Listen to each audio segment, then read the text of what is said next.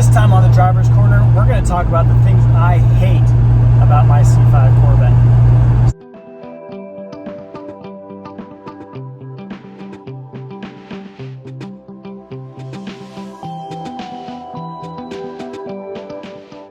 Alright, now hate is a very strong word, so I might change this a little bit. Here's the things that I don't like about my C5 Corvette. This video, as much as I do love this car and think it's awesome, there are some things that could be better. I think the steering wheel in the C5 Corvette is terrible. Not only does it look bad, it's got it's a linear designed and shaped steering wheel, so there's no hand grips. There's nothing that gives it any dimension.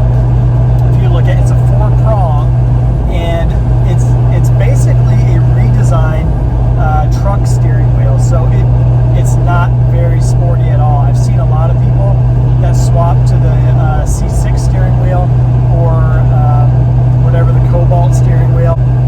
The airbags in these cars are so old, I'm sure they don't really work like they're supposed to. Just imagine that flour would shoot in my face, the airbag ever were to deploy. So on my list of modifications of things that I can't stand about this car is the steering wheel. So I'm going to change mine out to a 355mm steering wheel. So I think the steering wheel is terrible. I'm going to change mine out. The next thing I want to talk about on the C5 Corvette, this is only for you with a 6-speed transmission, is the shifter. The shifter mechanism is terrible.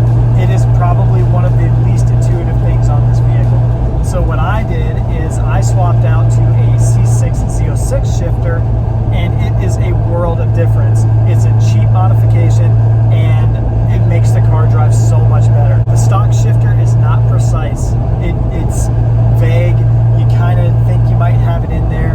It made me feel like I wasn't super great at driving a manual transmission, and I've been driving manual transmissions since before I had a driver's license. Stock C5 shifter is something I absolutely can't stand about the C5 Corvette, so that's why I swapped to a C6 Z06. The next thing I couldn't stand about my C5 Corvette was the seats.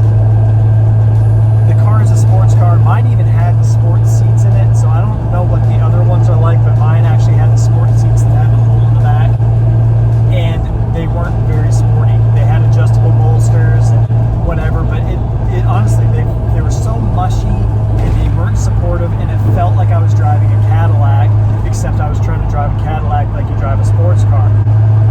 Of all the modifications that I've done to this car, the seats were probably the best thing that I did to make the car feel better.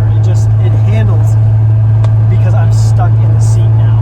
So when I swapped out and did the budget race seat video, which you can catch on the channel, if you go back and look, it was done several months ago, probably almost a year ago.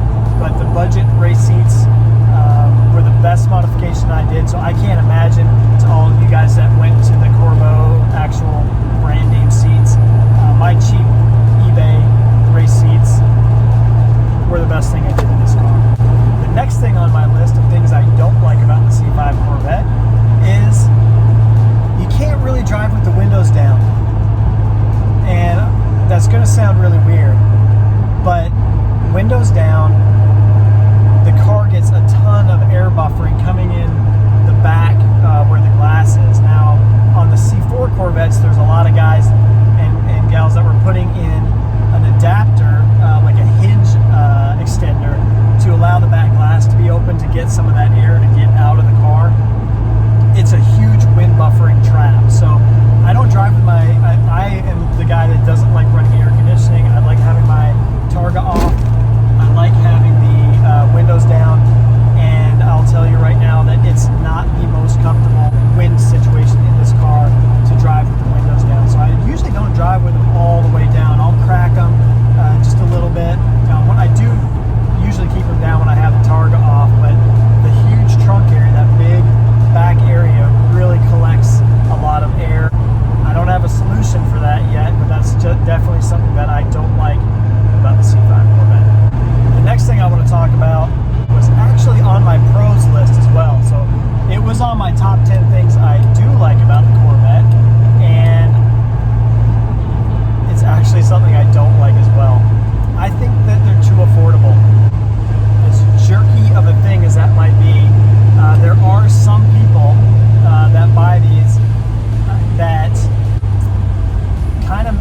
trash them because they're cheap enough that you can buy them, that they just don't get cared for the way they're supposed to.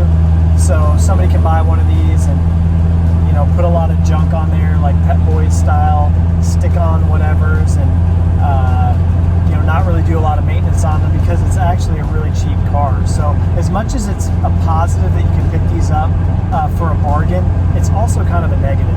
I mean, when I really think about it, I might actually be one of those people. I might be one of those people that when I pull up to Cars and Coffee and I've got my car lowered and I've got Aftermarket Wheels on it and I've got a stick, you know, spoiler stuck on the back, and I've got budget receipts in it, and I might be one of those people that other guys are going, man, this guy shouldn't own, you know, who invited this guy to the party? I don't know, but yeah, them being this cheap is a little bit of a problem. The next thing on my list about the C5 Corvette that I don't like is the fact that these came with run flat tires. I don't understand run flat tires. They are some of the worst tires that you can try to drive on spiritedly. They're just too hard. They have no sidewall give. I can't stand run flats, so I don't put run flats on my Corvette. You know what that means?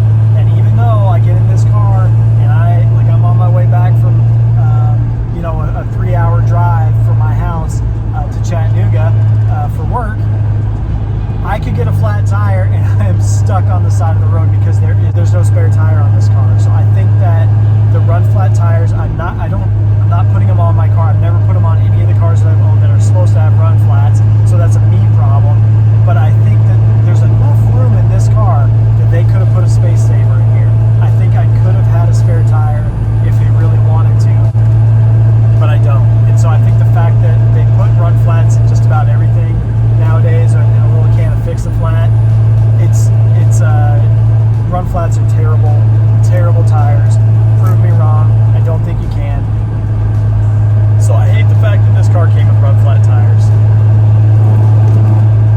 The next thing I'm going to talk about that I don't like about my C5 Corvette is only for the 97 through like mid 2000 year people. So it's for the early C5s.